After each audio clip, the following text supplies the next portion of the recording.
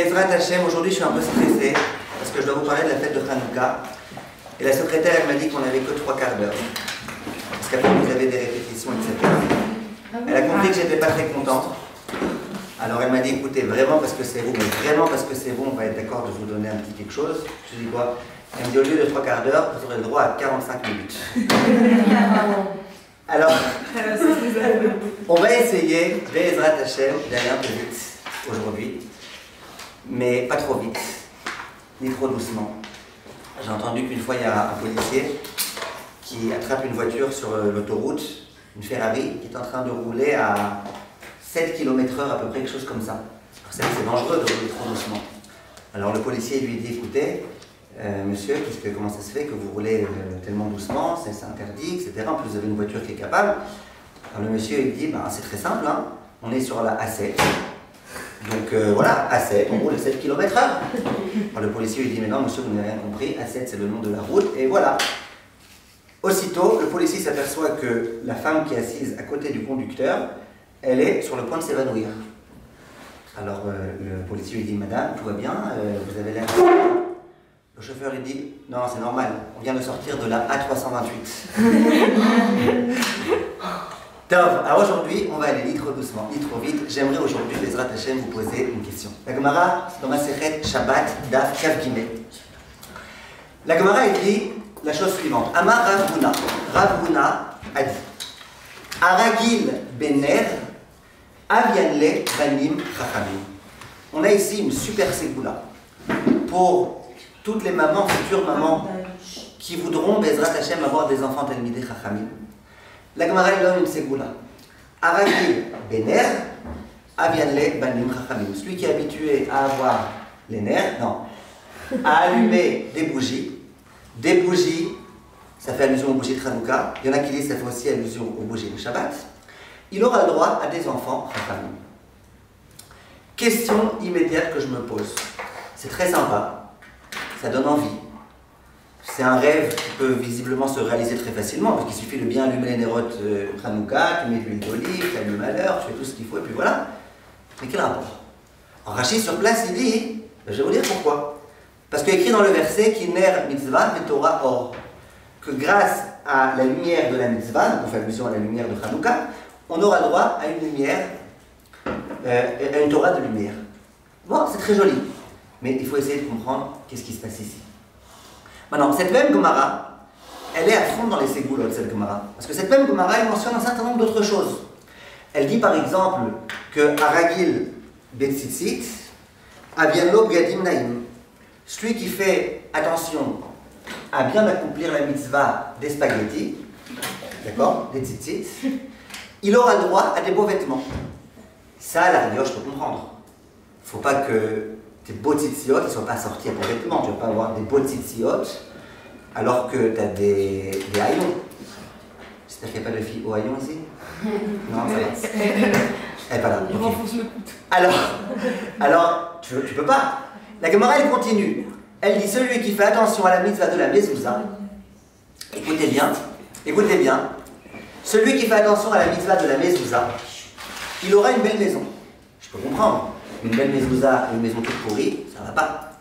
Donc il y a une belle mezouza, on y aura une belle maison. Il y en a aussi qui disent que celui qui met une belle mezouza, c'est une ségoula pour se marier avec une fille qui s'appellera Mazouz. Mais c'est une blague ça. Alors la Gemara, elle donne un certain nombre de ségoulottes. Et toutes les ségoulottes, je peux les comprendre. Après la Gemara donne une autre ségoula. Elle dit celui qui fait attention au kidouche, eh ben, il aura le droit d'avoir beaucoup de prospérité, beaucoup de tonneaux de très bons vins. Je peux comprendre.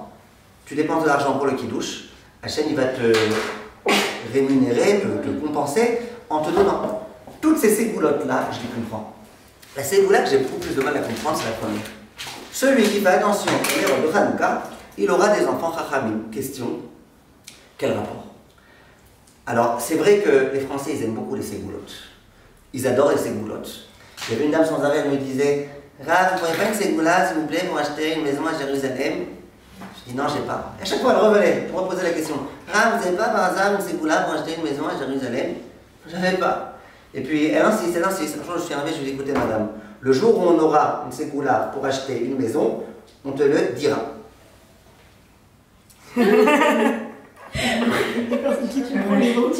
Personne ne comprend les mots. Gérard, c'est un appartement. Personne ne comprend les mots. Ouais. Je vais prendre un supplément de paiement pour le Ulpan si je vous fais au passage. Et ils aiment bien les ségoulottes. Une fois quelqu'un m'a dit, regardez, moi je veux une ségoula pour ne jamais divorcer. Vous n'avez pas par exemple une ségoula pour jamais divorcer? Je lui dis, si j'en ai une, je ne parle pas. Je ne veux pas divorcer. Alors, on va essayer de comprendre qu'est-ce qui se passe ici. Alors regardez, on va essayer de comprendre Bezrat Hashem, qu'est-ce qui s'est passé à Hanouka. À Hanouka, d'abord, vous savez très bien que le mot Hanouka, sans jouer avec les mots, le mot Hanouka, il se décompose en deux mots. Hanouka. Hanou, ça veut dire les Bnei Israël, ils ont campé. À la fin, une fois que la guerre a été remportée. Ka, c'est quoi Ka? Café. Le 25. Donc, les Juifs, ils ont campé le 25. Alors, juste que vous compreniez, il y a une très très grande discussion entre nos sages pour savoir quand est-ce que la guerre a été remportée par les Hashmonaïm. La plupart des Mefarshim, des commentateurs, des historiens, ils disent que la guerre elle a été remportée le 24 qui se lève. Donc du coup, quand est-ce que les Bnei Israël ils ont pu enfin se reposer, camper, être tranquilles? C'était le lendemain. Le lendemain c'est combien? Le 25. Donc Hanou, café. La plupart des Rishonim ils expliquent que la guerre elle a été remportée le 24 et que quand est-ce que Hanou? Le café. Mais il y a des Rishonim qui disent que c'est pas vrai, que la guerre elle a été remportée le 25. Au passage, ça expliquera très bien pourquoi on célèbre Hanouka le 25, puisque le miracle de la guerre remportée a eu lieu le 25. Oui ou non? C'est les Rachamim qui disent que c'est 24. Beaucoup de Rachamim disent que c'est le 24, mais il y en a, le Rambam, si je me rappelle bien, il dit que c'est le 25. Or, le Rambam, il a une preuve extraordinaire, indémontable, pour dire que le Nes, il a eu lieu le café. Sa preuve, c'est le Nescafé. Elle la voyait venir. D'accord? Mais la plupart des Mefarshim ne disent pas comme ça. Ils disent que le Nes, il a eu lieu le Kav Dalet. D'accord? Le Kav Dalet. Question, si le Nes, il a eu lieu le Kav Dalet, eh bien, on devrait célébrer Hanouka le Kav Dalet. Ça ne se serait pas appelé Hanouka, ça se serait appelé Hanoukad. Ça tombe bien, Kad, Katan. Ça va. Pourquoi on célèbre la Hanouka, non pas le jour du miracle, mais le jour où on a campé? C'est bizarre. On aurait dû célébrer Hanouka le jour du miracle. Or, d'après la plupart des sages, le miracle de la guerre remportée a eu lieu le 24. Donc on aurait dû célébrer Hanouka le 24. Si quelqu'un a une réponse? Et la ville, c'est passé quoi le 24? D'après la plupart des Mefarshim, le 24, la guerre a été remportée. D'après le Rambam, ils étaient encore en plein combat. Bah justement, la force, c'est de célébrer un miracle qui n'a pas encore eu lieu. Mais il a déjà eu. Il a déjà eu lieu. Oui, mais... Il a eu lieu le 24. Oui, mais le 24, on le célèbre le 25, parce qu'on se dit, bah... Je me rappelle de votre bonne Vartora que vous aviez dit le Shabbat où j'étais là, mais j'ai oublié votre prénom. Ilana. Alors, regardez, on va essayer d'être attachés, on n'a pas beaucoup de temps, on va essayer d'avancer. Il y a, Béhémet, pendant Hanouka, on vient célébrer principalement deux miracles. Soyez concentrés s'il vous plaît. Les deux miracles, je vous les dis d'abord très très rapidement et succinctement, et après, j'essaierai un petit peu de m'attarder dessus. Le premier miracle, c'est la guerre remportée par les Hashmonaïm. Les Hashmonaïm étaient peu nombreux, ils avaient face à eux des armées aguerries hyper puissantes, et c'est les Hashmonaïm qui ont réussi à l'emporter. C'était un miracle patent, miraculeux. Deuxième miracle qu'il y a eu pendant Hanouka et pour lequel on célèbre la fête de Hanouka, c'est qu'une fois qu'on a réussi à vaincre les Hashmonaïm et qu'on a enfin retrouvé notre cher Beth Amikdash, et qu'on a retrouvé notre chère Ménorah, et qu'on voulait allumer notre Ménorah, et que toute l'huile était devenue malheureusement impure, et qu'on a par miracle trouvé une petite fiole d'huile qui était restée pure. Cette fiole, elle pouvait suffire que pour un jour. Ils se sont dit, qu'est-ce qu'on va faire? On ne pourra pas, on n'aura pas de Ménorah, le temps de confectionner de l'huile, ça prend du temps. Ils ont dit, ben on fait ce qu'on peut. Ils ont allumé pour un jour, et il y a eu le miracle que ça a duré 8 jours. Voilà les deux miracles qu'on vient célébrer pendant Hanouka, qui a priori, premier abord en tous les cas, on a l'impression qu'ils n'ont rien à voir l'un avec l'autre. C'est deux miracles complètement différents. Mais en réfléchissant bien, on va comprendre que les deux miracles, ils sont très très très liés l'un avec l'autre. Écoutez bien. Tout d'abord que vous compreniez bien, la guerre entre les Yévanim et les Hashmonaïm, c'était complètement inéquitable. On raconte, j'aime bien raconter cette histoire-là, qu'à l'époque du Chafetz Chaim, on raconte que les ennemis du clan d'Israël, ils se sont amusés à se moquer des Juifs, comme d'habitude. Et dans leurs journaux, ils ont fait une caricature. Cette caricature, l'intitulé c'était « Regardez comment ils font de la peine les Juifs quand ils partent au combat ». Donc tu avais une caricature. D'un côté de la caricature, on ne l'a pas vu, on l'a raconté, d'un côté de la caricature, tu avais des armées hyper puissantes avec des avions et des hélicoptères, avec des tanks et avec des tonnes de choses et des soldats super armés, super prêts au combat et tout. Ça c'était d'un côté. Évidemment, c'était les Grecs. De l'autre côté, tu voyais les Hashmonaïm. Tu voyais 12 hommes, j'allais dire 2 pelés et 3 tondus, mais bon, c'était plutôt des barbus que des tondus. Et ils étaient avec dans leurs mains un petit couteau en plastique. Ils avaient un tire-bouchon, en dehors du tire-bouchon qu'ils avaient ici. Et puis voilà. Et l'intitulé c'était « Mais ils font de la peine, ils font de la peine ». Les Juifs, ils ont vu ça, ils ont été voir le Chafetz Chaim, ils ont dit « Une fois de plus, on se moque de nous, regardez ». Le Chafetz Chaim, il a regardé la photo pour essayer de les consoler. Et il leur dit « J'ai pas compris, ils sont en train de se moquer de nous. Mais qui est-ce qui l'a emporté finalement ?» C'est nous qui l'avons emporté. C'est quelques petits soldats pas prêts au combat, qui n'étaient pas armés, qui n'étaient pas forts, qui n'avaient pas de tank, qui n'avaient pas d'aviation. C'est eux qui ont réussi à l'emporter. Donc ça veut dire que de qui ils font la dérision? D'eux-mêmes. Puisque nous-mêmes, on a réussi à l'emporter. Nous, on n'avait pas de tank, on a réussi à l'emporter. Thank you. N'est-ce pas? Ouais, c'est vrai qu'ils ne comprennent pas l'anglais, je peux plus. Alors, c'est comme ça ils disent. Comme ça, le Chafetz Chaim il dit. Mais pourquoi je vous raconte cette histoire-là?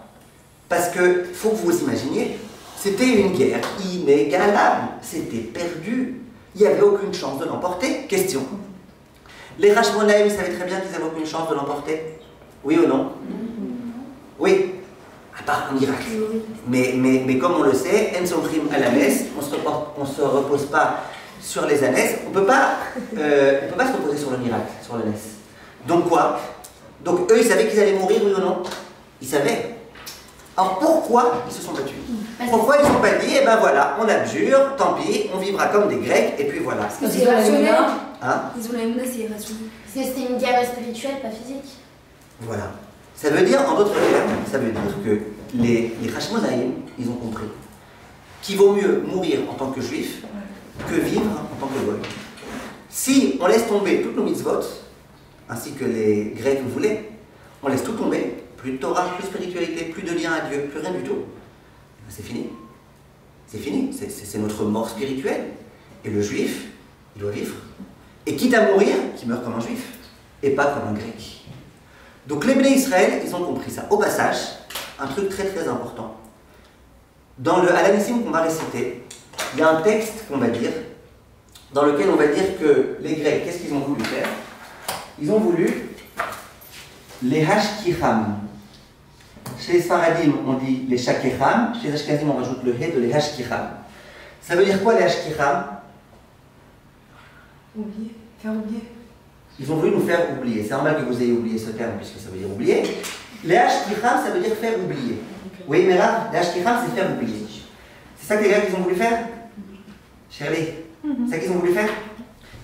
Qu'est-ce qu'ils ont voulu véritablement faire, les Grecs? Ils ont voulu nous priver de la mitzvah qui commence par un shin, laquelle? Shabbat. Shabbat.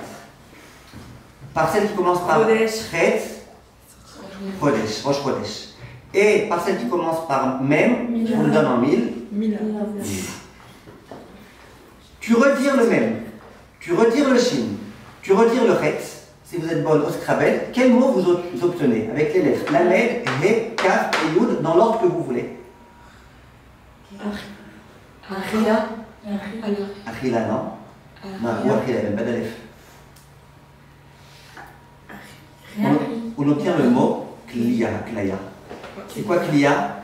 Général. Kliya, c'est l'extermination. Quand le soir du Seder, vous prenez le verre de vin et que vous dites Amad alenu les chalotenu.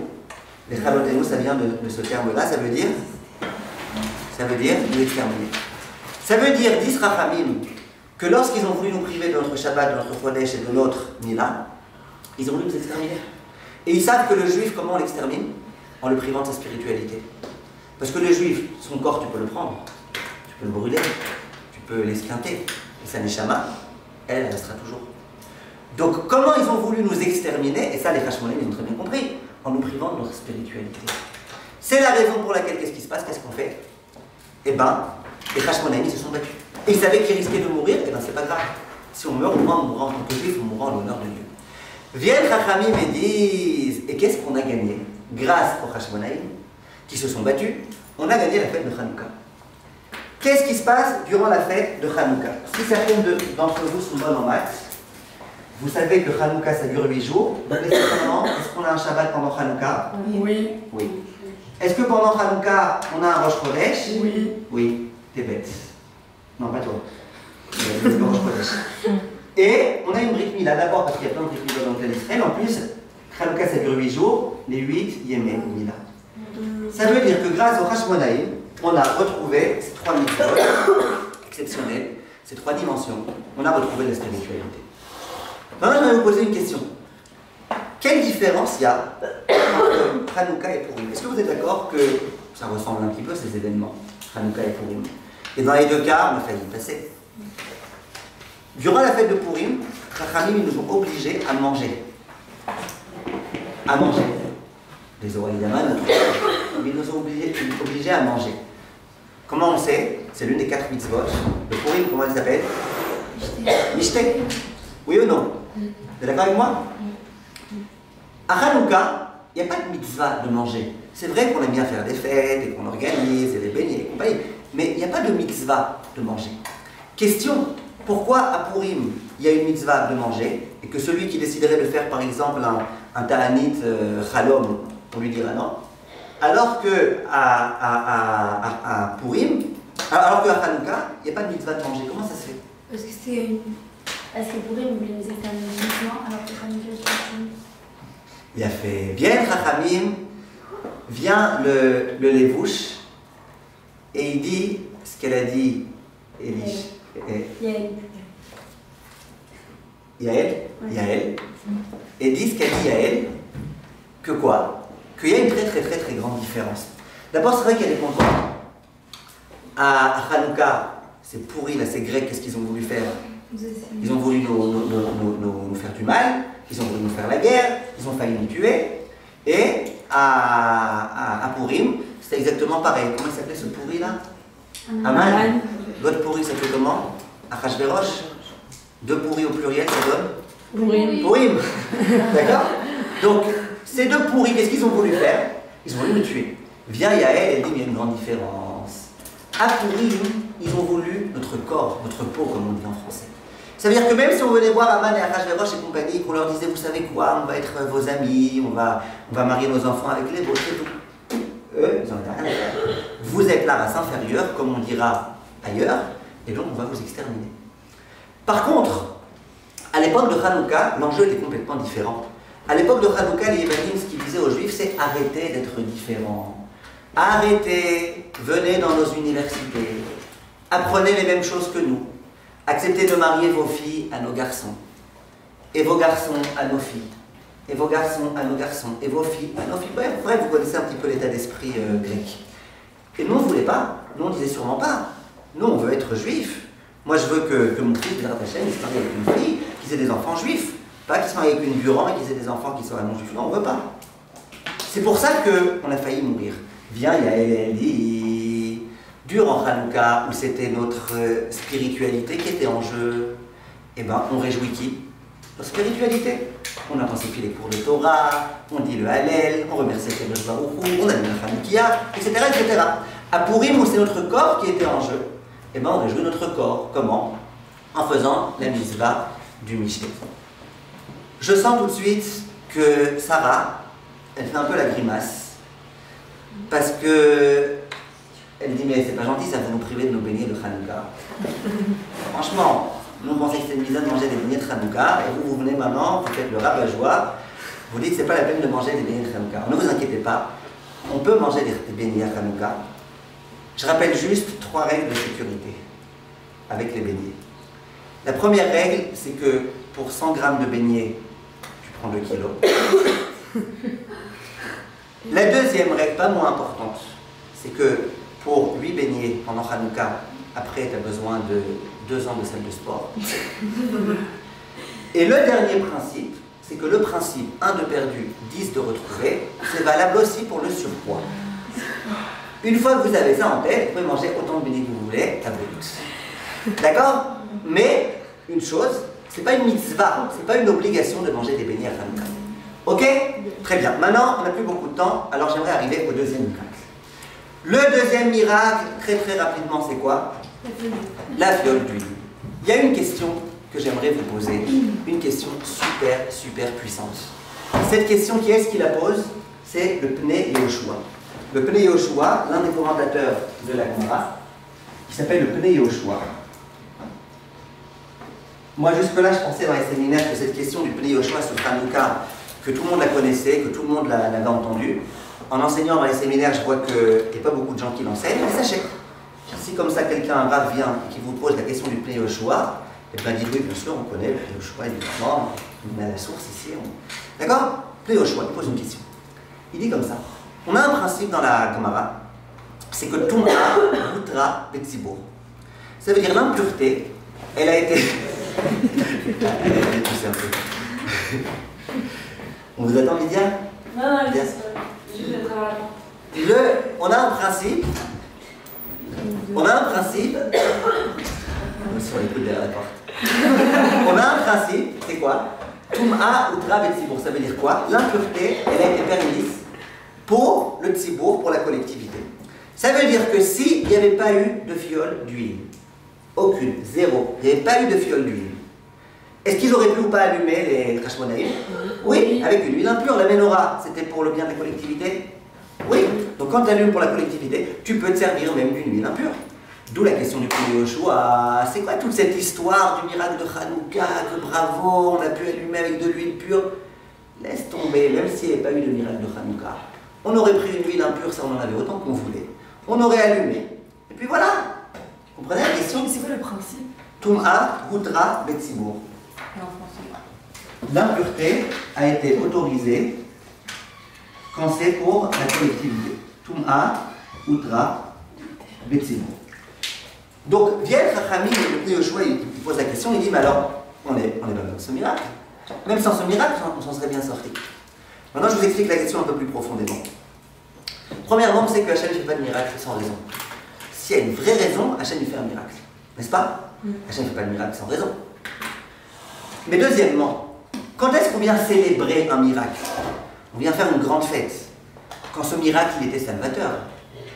Par exemple, si on n'avait pas réussi à vaincre dans la guerre contre les Yévanim, on serait tous morts, on aurait perdu notre Torah, on est d'accord que ce miracle, il était salvateur, n'est-ce pas?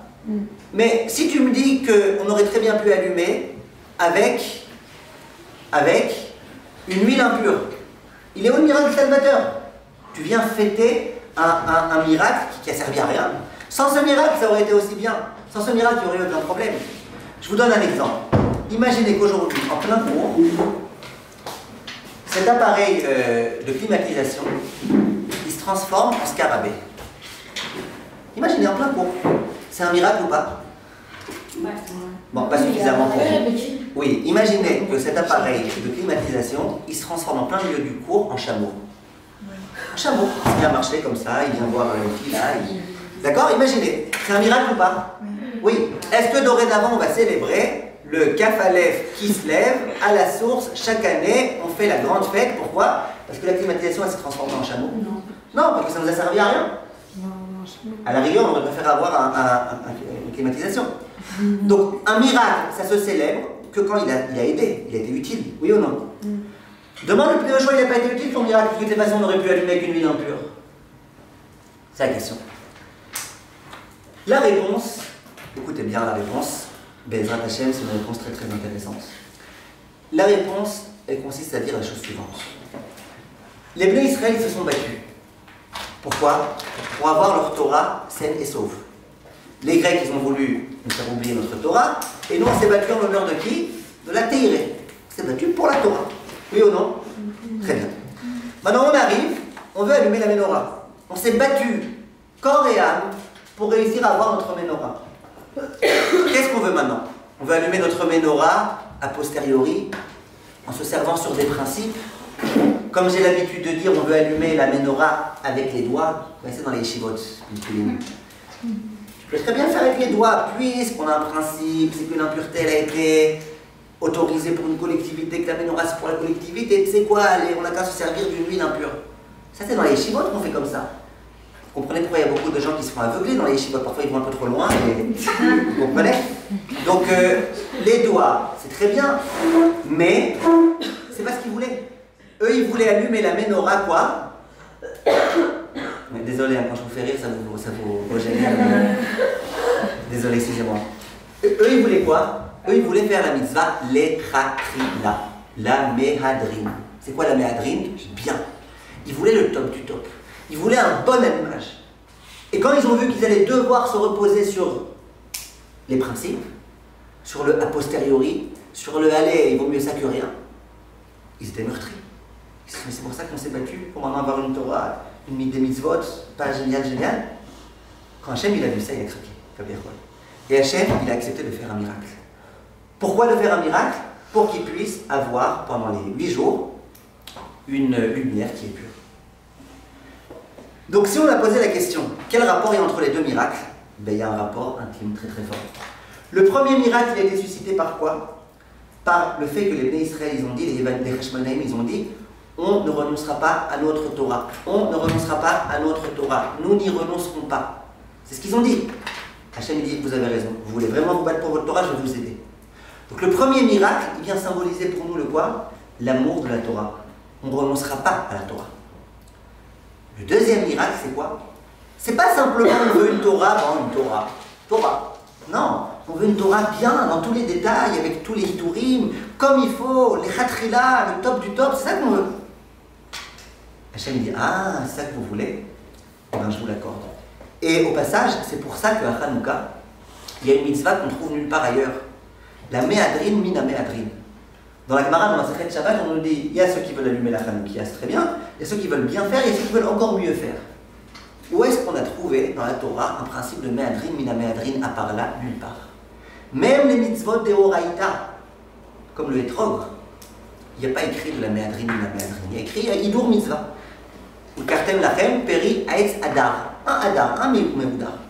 Dans Hanouka, on voit le concept de Méadrin, Mina Méadrin, et va dépenser de l'argent, et va. Pourquoi? Parce que ce qu'on vient montrer pendant Hanouka, et ce qu'on vient montrer, c'est qu'on a tenu à notre Torah, et que ça valait vraiment le coup du Torah. Si on a bien compris ça, j'aimerais, Be'ezrat Hashem, poursuivre un instant, et essayer de comprendre quelque chose. Qu'est-ce qui se passe quand on se réjouit pendant Hanouka? On se réjouit d'avoir de notre Torah, mais on se réjouit aussi en allumant la Hanoukia. En souvenir de quoi? Ah non, en souvenir de quoi? En souvenir de quoi on allume la menorah, la Hanoukia? En souvenir de la menorah. En souvenir de quel miracle? La fiole d'huile. Ça va, Anna? Excusez-moi, je vous ai pris par surprise. Ça va ou pas? Oui? Alors maintenant, écoutez bien. Qu'est-ce que vous, en l'année 2023, qu'est-ce que ça signifie quand vous allez fêter Hanouka et que vous allez vous réjouir? Et vous allez allumer la Hanoukia, et bravo, machin, et Vanim qu'est-ce que ça veut dire? Qu'est-ce que ça signifie pour nous? Écoutez bien. Et maintenant, je vous demande d'être, s'il y a un problème, je vous demande d'être sincère. Quand je viens cette année fêter Hanouka, et je viens allumer la menorah, la Hanoukia, pour me rappeler du miracle, qu'est-ce que je suis en train de dire? Je suis en train de dire Hashem Ishtabar Shimchalad, Toda, Rabba. De quoi? Que nos pauvres ancêtres, ils ont failli faire une mitzvah qui n'était pas la méadrine, les pauvres, ils auraient dû se reposer sur le principe de Touma, Outra, Betsibour, et toi Ishtabar Shimcha, tu les as aidés. Tu leur as permis d'accomplir la mitzvah, la méadrine. Oh, merci mon Dieu, waouh, quelle simcha, quelle joie! Quelle joie! Nos ancêtres, ils ont pu accomplir la mitzvah, la méadrine, quelle joie! Et toi, quand tu sors dans la rue, et que tu as un truc qui est très cachère et un truc qui est un peu moins cachère, le très cachère, il coûte quelques shekalim de plus, et tu te dis, bon, peut-être qu'on se repose sur le un peu moins cachère. Yahweh dit, Akadosh Baruch Hu, il a fait un miracle à nos ancêtres. Et toi, tu dis, Hachem, merci d'avoir fait un miracle à nos ancêtres qu'ils ont pu faire le Méhadrin. Et toi, pour 6 shekels, tu n'es pas capable de faire le Méhadrin. Même ton ice café, tu le payes 6 shekels. Et tu ne te plains pas. Je ne sais pas pourquoi, à chaque fois que tu passes devant, tu es obligé de t'acheter un ice café. Même en hiver. J'ai l'habitude de dire que les garçons qui achètent des ice café, souvent c'est qu'ils pensent Kofi. Kofi. Mais il faut comprendre quelque chose. Il faut comprendre quelque chose. Il faut comprendre quelque chose. Comment tu peux te démentir, te désavouer, en d'une part remerciant Hachem de toutes tes forces, merci Hachem de m'avoir donné à nos ancêtres la possibilité de faire le Méhadrin, et toi-même, ouais, bof, il n'y a pas une petite coulaque, voilà, on ne peut pas attendre une demi-heure à la place de 6 heures entre la viande et le lait. Puis il paraît qu'à l'époque il attendait 1 heure, aujourd'hui une demi-heure, il y a la tête droite. Vous voyez, c'est un problème. Vous comprenez ou pas? Le juif qui a pris conscience de l'importance de Hanouka et qui vit véritablement le miracle de Hanouka, lui il comprend cette chose-là. Maintenant j'aimerais vous dire quelque chose.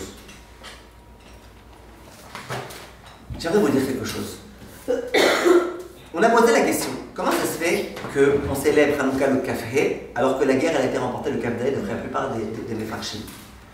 La réponse elle est très simple. Pourquoi on a fait la guerre? Pour faire la guerre et dire on est les meilleurs, Tzahal, the best, machin, c'est pour ça qu'on l'a fait? C'est pas pour ça. Pourquoi on a fait la guerre? Parce qu'on voulait pouvoir retrouver notre Torah. Maintenant, le jour où on a vaincu nos ennemis, on avait les mains pleines de sang. Ce jour-là, le Kaf Dalet, on ne pouvait pas encore étudier la Torah. Ce jour-là, on ne pouvait pas encore, on était crevés, mais on n'avait aucune force. Donc le Kaf Dalet, c'est vrai qu'on a réussi à l'emporter, on est les meilleurs, mais c'était pas ça le but. Donc ce jour-là, on n'a rien fait du tout, on a été se reposer, on a été reprendre des forces pour pouvoir retrouver une vie de juif le lendemain. Le jour où on a campé, le jour où on a enfin retrouvé nos forces, on a pu retrouver notre Beth Amikdash, on a pu retrouver notre Beth Midrash, on a pu réouvrir nos Gemarot, on a pu réallumer la Menorah, on a pu tout faire. C'est là qu'on célèbre, parce que c'était ça la finalité. C'était ça le but. Maintenant, j'aimerais en revenir tout de suite à la question qu'on a posée au tout début. C'est un cours qu'on aurait pu faire pendant 1h30, mais on avait aujourd'hui que 3 quarts d'heure, 45 minutes comme vous préférez. Donc, on était obligé de faire un peu vite. Mais écoutez bien, on a posé la question. On a dit écrit celui qui allume les nérotes de Hanouka comme il faut, il aura le droit des enfants de la Mideh Chachamim. On a posé la question, quel rapport? Le père, il allume les nérotes de Hanouka très bien, son fils, c'est un Braille. Et il s'appelle Jacques. Qu'est-ce que t'attends de lui? Qu'est-ce que tu veux? Jacques Braille.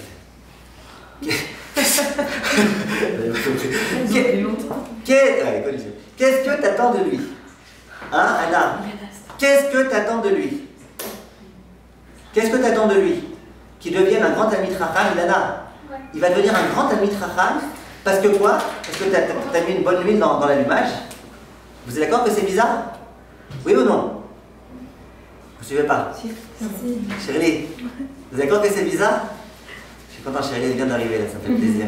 Oriana, vous êtes d'accord que c'est bizarre? C'est bizarre. Alors, je vais vous dire c'est quoi la réponse qu'on peut donner. Quand j'étais à l'école, quand j'étudiais la Gemara Masechet Makot, mon père c'était mon enseignant. Et il nous a enseigné une Gemara et il nous l'a expliqué, j'ai beaucoup aimé son explication. Il a dit regardez, il y a écrit dans la Gemara Masechet Makot, celui qui aime la Torah et celui qui honore la Torah, il aura le droit à des enfants Talmidei Chachamim, il aura le droit à des gendres Talmidei Chachamim, etc., etc. Demandez, mon père, quel rapport? Il honore et Talmidei Chachamim, bravo. Pourquoi son fils, ça va être un Talmidei Chacham? Pourquoi son gendre, ça va être un Talmidei Chacham? Quel rapport? Et là, il expliquait de la façon suivante. Il a dit, je ne sais pas si vous avez déjà vu, peut-être ça peut vous arriver, votre père en train de regarder un match de foot. J'espère que ça ne vous est jamais arrivé, parce que ça fait peur. Il est complètement concentré devant l'écran. Quand il y a un but, toute la rue est au courant qu'il y a eu un but. Parce que but! Je n'ai jamais entendu faire le Yeshéné Rabbah aussi fort que ça. Mais alors, le but, c'était... Tu vois? Et puis, toi, tu viens voir ton père, papa, j'ai un conseil de discipline ce dimanche, machin et tout. Attends, il y a le match, une seconde. Et toi, tu vois tout ça. D'accord? Tu vois tout ça. Bon, même si ton père est très religieux, ça change strictement rien. Une fois, il y avait un monsieur qui était très religieux, il était voir son rabbin. Il lui a dit, écoutez, votre rabbin, ils nous ont fait un sale coup. Ils nous ont mis la finale de la Coupe du Monde le soir du Seder de Pessah. Ils ont fait exprès. Comment on va faire? Alors, le Seder de Pessah, c'est hyper important, mais la Coupe du Monde, voilà, qu'est-ce qu'on fait? Le Rav, il réfléchit, il dit, bon, écoutez, j'ai une solution. Vous avez qu'à enregistrer. Et après, vous regarderez en redifféré. Vous dites, oh, merci beaucoup, Kvodara, vous êtes trop gentil. Ouais, j'avais pas pensé à ça. Ouais, c'est une super idée. Juste, Rav, j'ai une question. Quand on doit enregistrer, on enregistre que jusqu'à Manishtana ou aussi jusqu'à Khan Gadia? Pour lui, c'était évident que le match, il le regarderait comme il faut en direct. D'accord? Ton père, tu le vois qui fait ça. Toi, tu as un enfant, qu'est-ce que tu comprends? Au jeu de ton père, le waouh. Le waouh, c'est quoi? C'est de devenir footballeur. Donc toi, tu essayeras, tu voudras, tu aspireras à devenir Mbappé ou à devenir Neymar ou n'importe quel autre footballeur. Il paraît que récemment, il a perdu un match Neymar. Il a eu un fils juste après, il l'a appelé Jean.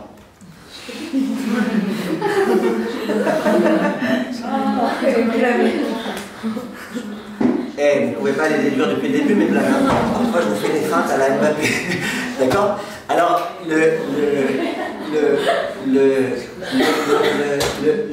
comment il s'appelle? Le fils, il va comprendre. Moi, ce que je veux, c'est quoi? C'est de devenir un Talmid Chacham. Oui ou non? C'est de devenir un footballeur. Oui ou non? Oui. Mon père, il dit, quand tu vois, s'il vous plaît, écoutez bien, quand tu vois un juif qui quoi?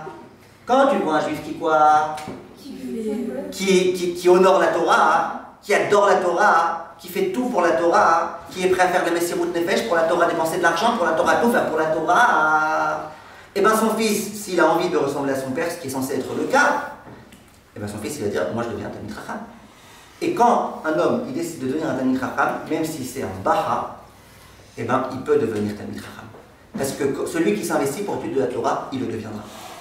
Quand le père, il allume la Hanoukia, évidemment, c'est pas simplement l'acte d'allumer, c'est pas un allumage light.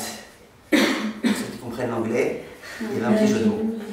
Pas un allumage light, un vrai allumage, où le père il allume, et le père il explique, les enfants, regardez combien d'huile on met, on pourrait mettre beaucoup moins, mais nous on est la méhadrine, mina méhadrine, regardez les miracles, et regardez la joie, on a pu faire la mitzvah, nos ancêtres ils ont pu faire la mitzvah, la méhadrine. Et regardez comment c'est important, quand le père il est tout feu tout flamme, qu'il explique tout ça à ses enfants, ben les enfants, pour papa, visiblement, l'allumage c'est quelque chose d'important, parce que la Torah c'est quelque chose d'important, parce que le Laméadrine c'est quelque chose d'important. Et papa il nous a expliqué qu'on s'est battu, on a failli mourir, pourquoi? Pour la Torah. Qu'on s'est battu et qu'on a eu un miracle parce qu'on ne voulait pas renoncer à un The Best allumage, et Hachem nous a écoutés. Quand le père il vit avec toute cette intensité-là, eh ben, ça peut fonctionner. Mais si les parents y vivent avec l'allumage, je me rappellerai toujours cette dame qui m'a téléphoné, on était en plein Hanouka. Elle m'appelait de je ne sais pas quel bled de France, une femme visiblement assez assimilée. Elle m'appelle, elle me dit allô, je lui dis à l'huile. Elle n'a pas compris. Bon, non, ne me jugez pas méchamment, j'étais après une petite bouteille de bourra. Et elle me dit écoutez, j'ai une question à vous poser. Elle me dit j'ai une petite question à vous poser. Vous suivez? J'ai une petite question à vous poser. Je lui dis oui. Elle me dit regardez, écoutez, attachez vos ceintures s'il vous plaît parce que sinon vous allez tomber de votre chaise. Est-ce qu'on a le droit de décorer le sapin à la lumière de la Hanoukia? Je vous promets, même son sapin, il avait les boules.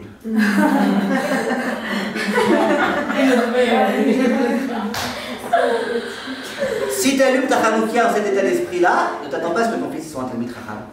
Mais si tu allumes de façon parfaite, je me rappellerai aussi de celle-là qui m'appelait pendant Rosh Hashanah, elle me dira j'ai une question. Est-ce qu'on peut se servir, elle avait un accent bizarre, est-ce qu'on peut se servir de l'argent du Maasé pour acheter des beignets? Je lui dis du quoi? Elle me dit l'argent du Maasé. Je dis non mais c'est quoi? Elle me dit oui l'argent qu'on doit donner, la dîme, là, le 10e, je dis ah du Maaser. Est-ce qu'on peut se servir de l'argent du Maaser pour acheter des beignets de Hanouka? Je lui dis votre dentifrice aussi, vous l'achetez avec l'argent du Maaser? Il me dit oui c'est une mitzvah d'avoir des jolis dents. À la fin je lui ai dit bah écoutez, non vous ne pouvez pas vous servir, le Maaser c'est pas de l'argent pour... tu fais ce que tu veux avec, le Maaser il est très précis. Je lui ai dit si vous voulez vous servir de l'argent du Maaser pour acheter des beignets, vous ne pourrez pas. Par contre, si vous voulez vous servir de l'huile des beignets pour vous masser le corps, ça vous pouvez, mais attention, attendez que l'huile elle se refroidisse. Le Hanouka, ça doit être une fête dans laquelle on va comprendre, on va se rappeler, on va vivre avec l'idée que la Torah, c'est le mieux, le plus important, le top du top. En Bezrat Hashem, on va avoir 8 jours durant lesquels on va pouvoir se rappeler ça. À chaque instant, se rappeler combien la chose la plus importante au monde, c'est la Torah. Se rappeler combien la Torah, ça vaut beaucoup plus que tout. Et Bezrat Hashem, que quand on rentre dans notre Hanouka, et a fortiori quand on sort de notre Hanouka, qu'on sort empli de cet état d'esprit-là, il n'y a pas comme la Torah. Il n'y a rien de plus extraordinaire que la Torah. Et il faut dépenser un peu plus pour la Torah, ça vaut le coup. Et c'est ça le plus extraordinaire. Et la Torah, pas a posteriori, ça va, on peut s'arranger, on peut trouver des rabbinim qui sont cool et tout. Non, une Torah bien, une Torah pleine de sincérité, pleine de force. Bezrat Hashem, qu'on a le mérite de tous y arriver, et que grâce à ça, on ait droit à des enfants qui seront tous Bezrat Hashem, Tadmir Famille,